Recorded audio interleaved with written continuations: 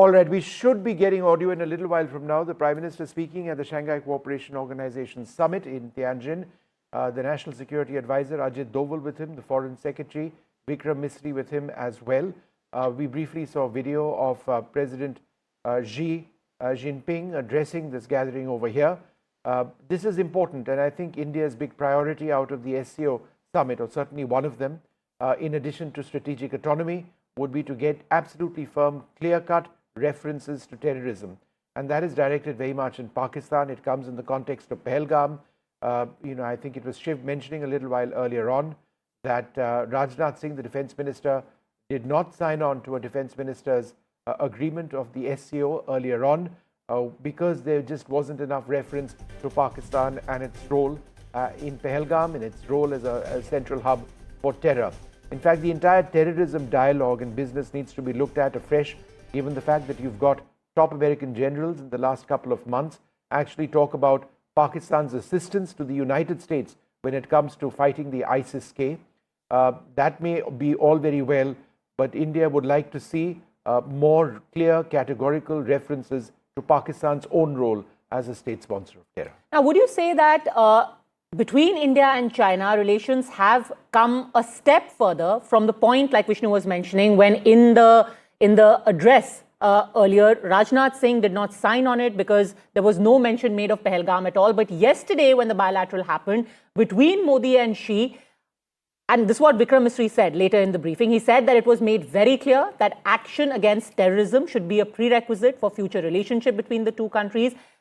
Peace at the border, the Prime Minister is believed to have conveyed to Xi Jinping, has to happen. If India and China can coexist peacefully, there has to be peace at the border, there has to be joint action against cross-border terrorism, and all issues of terrorism must be addressed. So India at least has made that absolutely clear, Shiv. Made it absolutely clear, has not prevaricated or diverted on its stand on Taiwan at all, re-emphasized it, gotten a word in as far as the border is concerned, gotten a word in as far as terror is concerned, which is especially important, Vishnu, since what happened with Rajnath Singh when he was there for the defense ministers meet, hugely important. Even the words of Xi Jinping in that bilateral, extremely important, acknowledging the border issue, acknowledging the terror issue is what Aditya Raj Kaul also told us. We also got that from that NDTV question at the Vikram Misri briefing.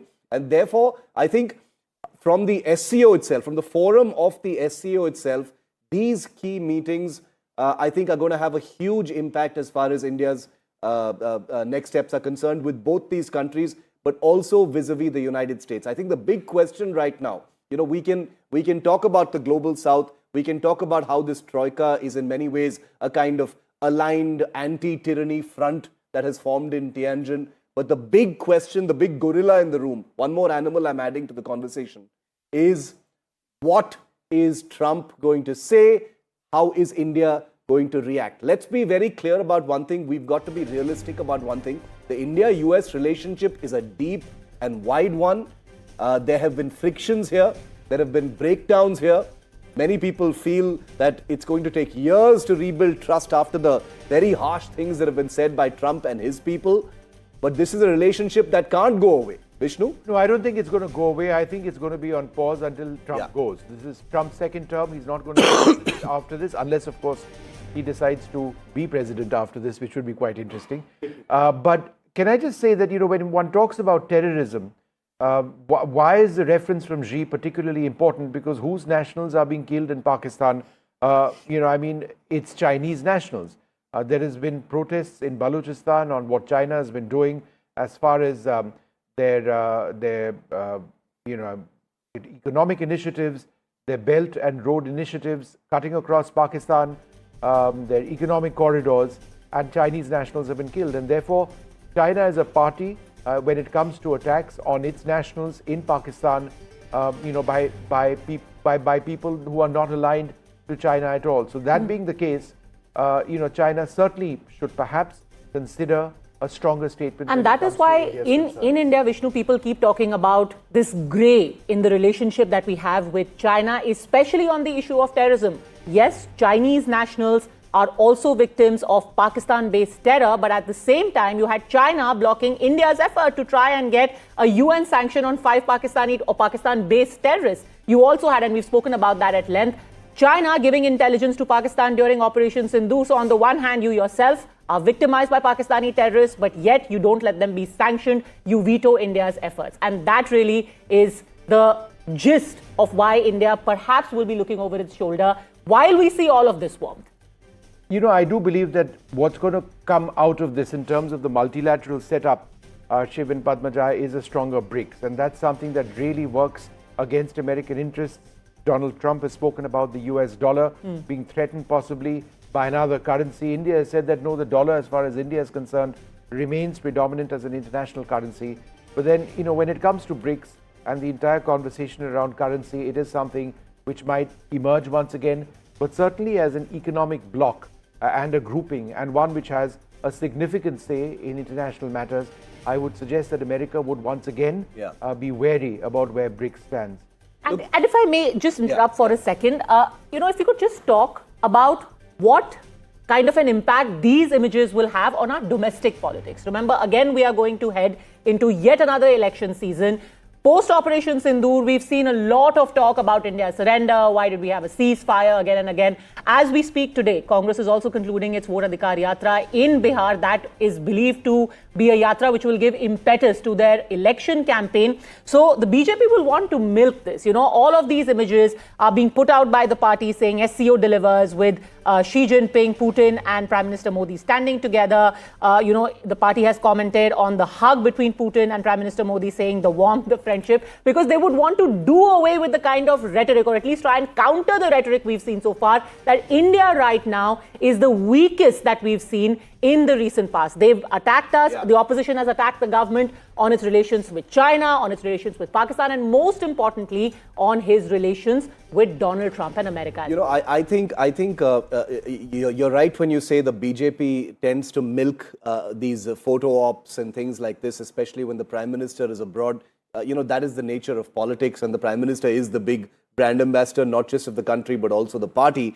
But I also have to say that I think the opposition has been completely devoid of any imagination in its critique of what's happening here. And, you know, and Vishnu and I, when we were talking yesterday, we acknowledged that there is no shortage of subject matter for criticism when it comes to India's foreign policy. There are real issues to criticize. But what does the opposition, latch on to? Where is the justice for Galwan martyrs? Where is the Galak? Economy is dead. Do they want India to have a war with China? The kind of it is ridiculous. It is ridiculous. I have strong views on this, and I'm going to say it. The opposition has completely failed to trigger anyone's imagination when it comes to questioning the government as far as foreign policy is concerned. They've talked about hot button issues, hoping to play to the gallery and trigger people's emotions. People have moved on from that because I think India has made it very clear that we are not a country of war. We are not a country that initiates conflict. We are actually a country that wants a little peace. And I'm left wondering, and I'm going to get into trouble for saying this, Vishnu and Padmaja, but I, right now, sitting here in the NDTV studio, I'm actually wondering which party or which politician is going to be the first to latch on to the Brahmin comment from Pete Navarro. I think there are probably meetings going on in party headquarters right now. You know, who will pick it up and say, "Dekha, we told you there are caste issues but you in see, India." here's what I, Padmaja, really. That's how easy we are to divide. Here's what I feel strongly about. The last several weeks, to me, have been among the strongest as far as Narendra Modi and the Indian foreign policy establishment's reactions are concerned. And what has their reaction been? It has been muted at best, because they realize that the rhetoric coming out of Navarro and Trump is not stuff they want to get into knee-jerk reactions on. So what is Modi doing? He's apparently told Trump off when Trump said that, I ended Op Sindoor. Modi apparently said, no, you did no such thing. The relationship perhaps went sour after that.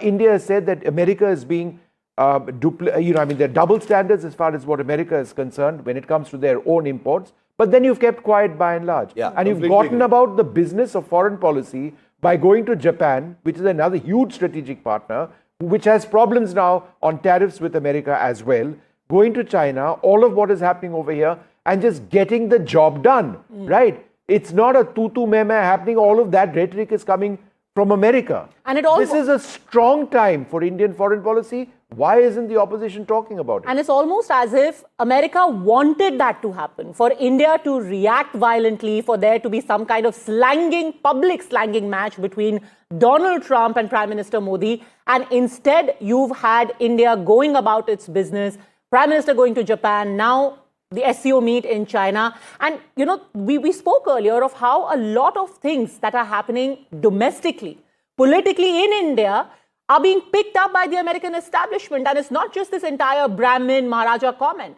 The other point that the opposition had raised again was this whole Soot Boot Ki Sarkar. Remember where America started, where they said, there are big businessmen in India who are making profits by taking oil from China. So you had that whole Soot Boot Ki Sarkar narrative.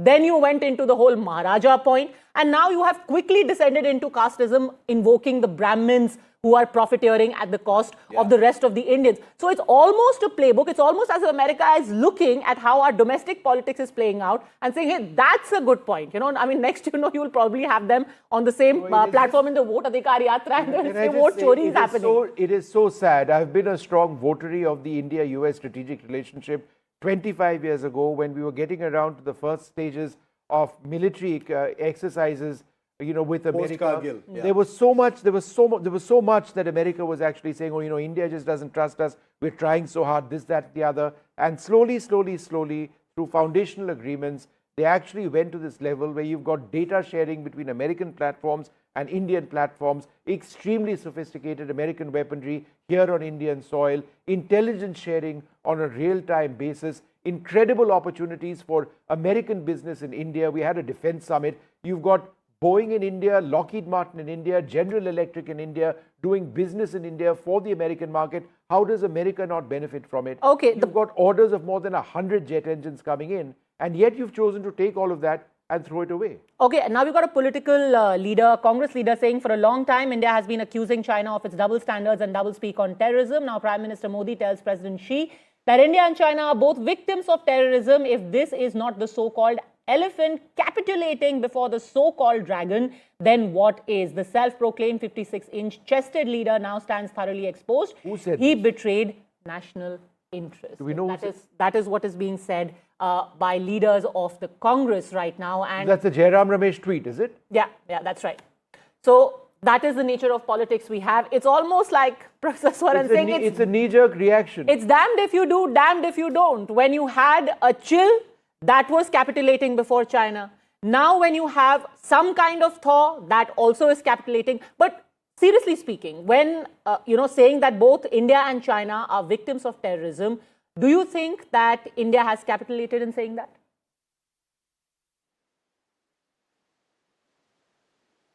I think in that sense, okay, thank you. I think it looks like the Indian side has focused much more on border and bilateral. And therefore, I think we will see mention in Tianjin declaration of issue of terrorism without naming Pakistan. And in return, I think President Xi Jinping is trying to create SCO as anchor for global stability and present it as an alternative under the leadership of China. So his language was India-China being ancient civilizations and we need to work together to ensure global stability, whereas Indian Prime Minister was focusing on trust being the source of border management, terrorism being our bilateral problem, and we need to work together to solve it. So that kind of give and take, I think, is already visible, and we will see terrorism definitely mentioned in Tianjin declaration. But it, as I said, will not mention Pakistan. It will not maybe spend several paragraphs. As sometimes earlier SCO summit meetings have addressed terrorism in a greater detail. This may not see as much detail this time. Right. But I think the whole focus that the host country has is to project SCO as an alternative kind of platform for ensuring global stability, because all 14 dialogue partners and 10 members are facing Trump's tariffs, whether it is Iran, Kazakhstan, India, Russia. So they all have this common concern about global stability in terms of sort of Sure. international trade. China is world's largest trading country. So they are, as a host, trying to push it in that direction.